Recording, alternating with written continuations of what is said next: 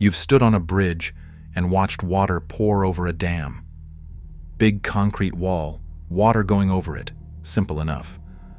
But here's what most people never notice. The wall isn't the important part. The moving parts are. Somewhere behind that curtain of white water, there are gates, massive mechanical systems deciding exactly how much water gets through and how fast. Why do some dams have them and others don't? What happens when one fails? And what's actually holding back millions of tons of water from rushing downstream? The engineering behind spillway gates is stranger than you'd expect. Here's the thing most people don't realize. Every dam has the same basic problem. Water doesn't stop coming. Rain keeps falling, snowpack keeps melting, and the reservoir keeps rising. If there's no way to release the excess, the water goes over the top, and an overtopped dam is a dam that's about to fail. So almost every dam ever built needs a spillway, a controlled path for water to escape safely. Now, some dams use what's called an uncontrolled spillway. The water simply flows over once the reservoir hits a certain level. No moving parts, no human input. Gravity does the work. Simple, reliable, but limited. You get no say in how much water leaves or when.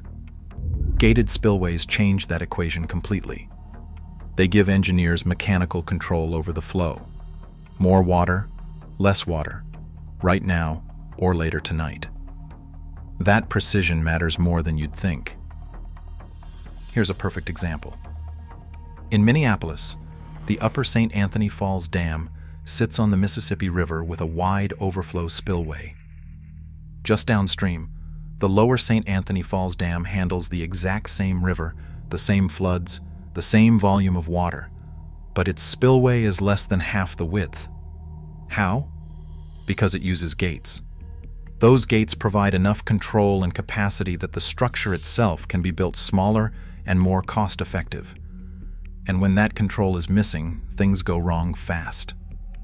In 2017, the spillway at Oroville Dam in California started tearing itself apart. High-velocity water ripped through the concrete and carved into the hillside underneath. The damage was catastrophic. Nearly 200,000 people downstream had to be evacuated. That's what's at stake. Gates aren't optional extras bolted onto a dam. They're the difference between controlled release and uncontrolled disaster. So what kinds of gates actually exist? One of the simplest designs out there is the Crest gate. Picture a flat steel leaf hinged at the bottom, sitting right on top of a spillway. When it's upright, it holds water back. When it's lowered, water flows over. That's it. No cables, no chains, no water flowing underneath. Just a hinged plate that goes up or down. The advantages are immediate. Ice and debris flow right over the top because there's nothing sticking up for them to catch on. That alone makes Crest gates ideal for rivers where floating junk is a constant problem. But the bigger advantage is precision. A Crest gate acts like a weir with an adjustable top. You can fine-tune the upstream water level within a narrow range, which matters a lot more than it sounds. Take the Riverwalk in San Antonio, Texas. The whole thing depends on water staying in a sweet spot. Too low and you're staring at ugly concrete walls. Too high and every restaurant along the banks is flooded. The dams managing flow through downtown use steel Crest gates for exactly that reason. Precise level control, every day, all year. Just up the road in Austin, Longhorn Dam holds back Lady Bird Lake. It has vertical lift gates for major floods, but the central gates, handling everyday flows, are Crest gates. Same story in Tempe, Arizona, where Town Lake Dam uses a whole series of them, lowering the gates flat during floods to let water pass. So how do they actually move? Most Crest gates use hydraulic cylinders to raise and lower the leaf. Some older ones use a threaded rod and nut system, like an oversized car jack. Either way, something mechanical is holding that gate in position against the water behind it. And that's where the real problem starts. The thing nobody thinks about with Crest gates is the force, not the weight of the gate itself, That's manageable. The real problem is the water pushing against it. Hydrostatic pressure. The deeper the water, the harder it pushes, and on a gate this size, that push becomes something almost impossible to picture. Let's do the math. The Crest gates at Tempe Town Lake are 32 meters long and 6.4 meters tall. When the upstream water level reaches the top of the gate, the average pressure across that surface is about 4.5 pounds per square inch. Doesn't sound like much. You could push that hard with your thumb, but add up every single square inch across a gate that size, and the total force hits nearly 1.5 million pounds. That's the weight of almost 2 fully loaded 747 airplanes pressing against a single gate. And Tempe Town Lake doesn't have one of these gates. It has 8. Every single one of them bearing that kind of load around the clock, day after day, year after year. Now here's the part that should make you uncomfortable. The hydraulic cylinders holding those gates in position have to withstand that force constantly. Not just during a flood. All the time.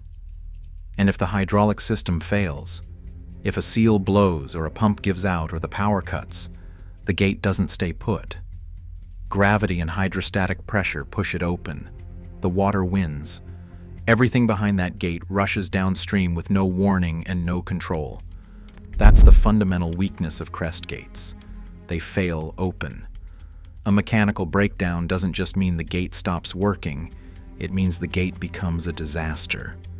So engineers needed a design where failure doesn't mean catastrophe.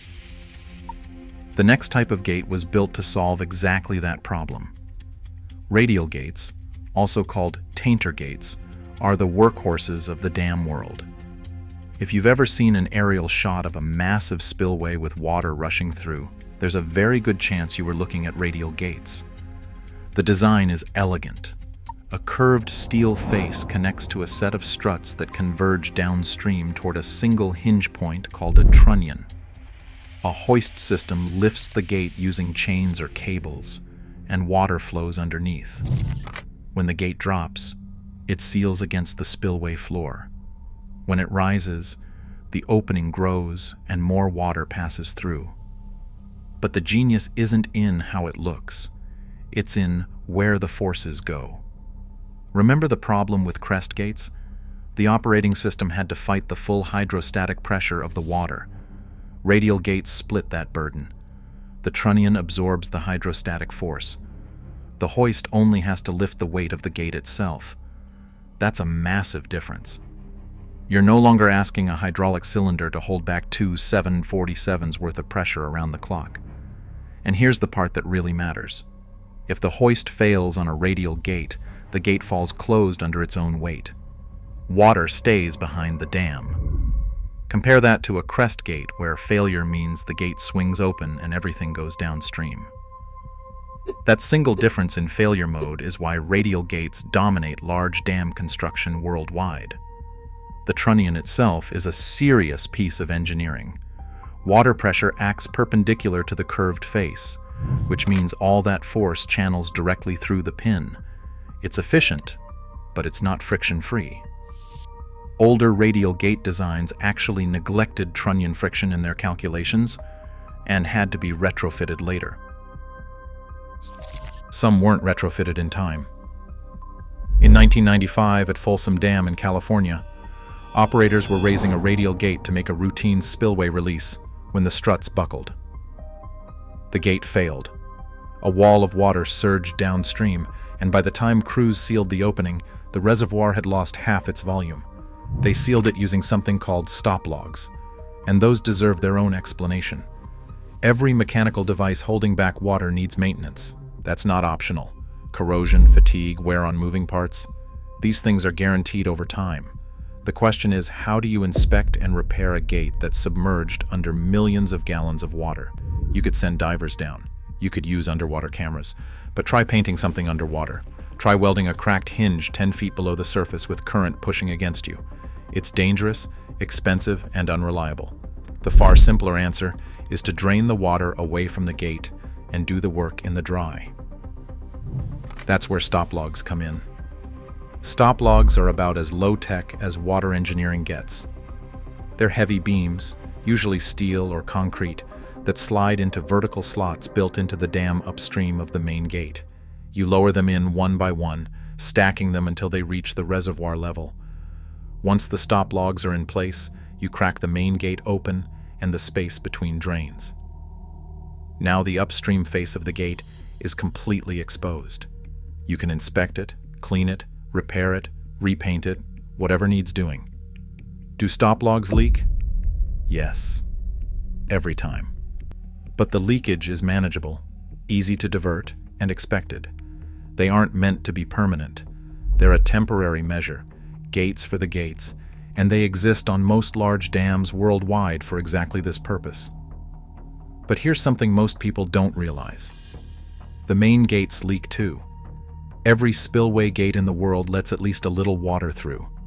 The goal isn't perfection, it's control. And that control comes down to seals.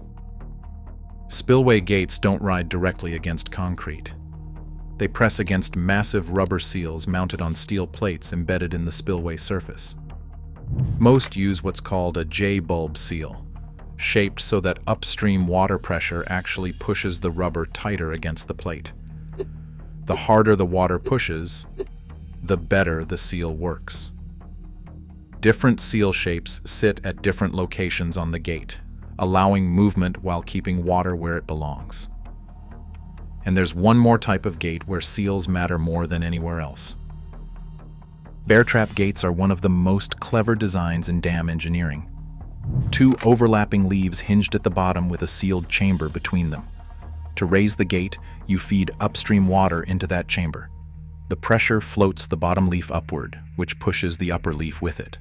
The whole structure rises using nothing but the river's own force.